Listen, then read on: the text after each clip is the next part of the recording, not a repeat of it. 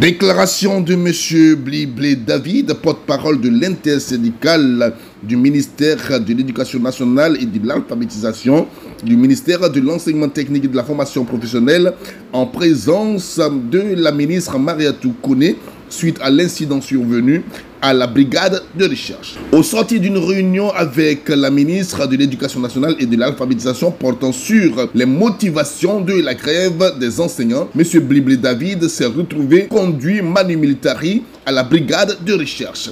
Grâce à l'intervention de la ministre Mariatou Koné, lui et ses camarades ont été libérés. Il revient ici sur cette folle journée du mardi 8 avril 2025.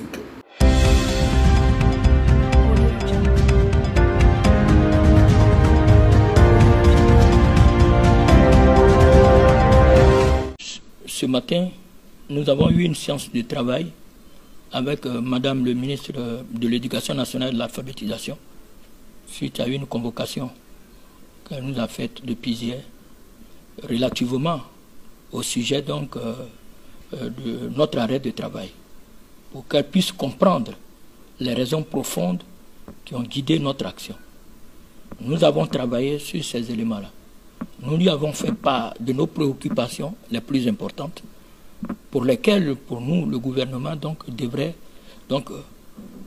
donner un signal fort sur cette question. C'est à ce niveau que nous nous sommes séparés, tout en espérant la voir revenir pour qu'on échange de nouveau, pour que les choses puissent aller de l'avant.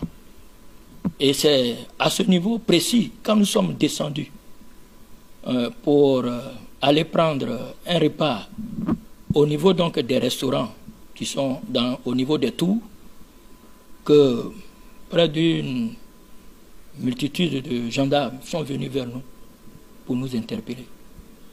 Nous avons voulu comprendre les raisons. Ils ont dit de venir, et c'est ma personne au premier abord qui était visée. Parce qu'ils ont dit le nom, Bliblé. Ah, le voilà.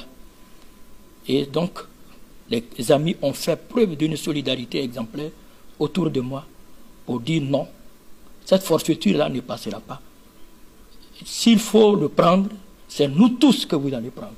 Et je crois qu'eux-mêmes se sont constitués prisonniers auprès de moi.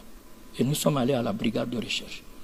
Nous avons informé Madame le ministre de l'Éducation nationale, qui a tout mis en œuvre pour que nous puissions retrouver la liberté le plus rapidement possible.